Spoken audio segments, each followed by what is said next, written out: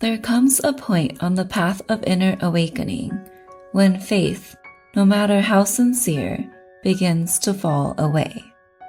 Not because it wasn't useful. It was. Faith served as a bridge across the unknown, a torch carried through the fog. But what happens when the fog clears?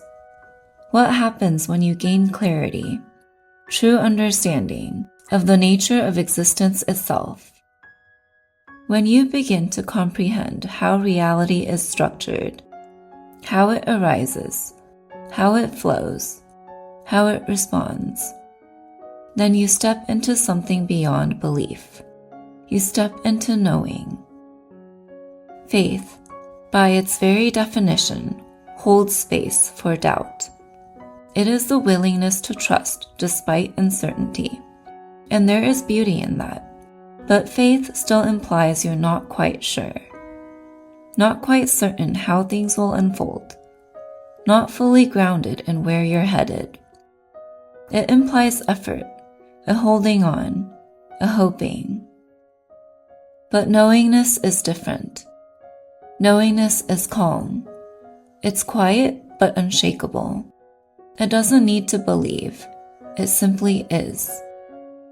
When you understand the mechanics of existence, when you realize your consciousness is not separate from creation, but is the very force shaping it, you don't need to believe things will work out. You know they will, because you see how they must. That's when belief becomes unnecessary, not discarded with judgment, but transcended with grace. You don't abandon faith out of rebellion. You let it go because clarity made it redundant. So wherever you are, whether you're still walking by faith or beginning to see the architecture of existence more clearly, know that both are steps along the same journey.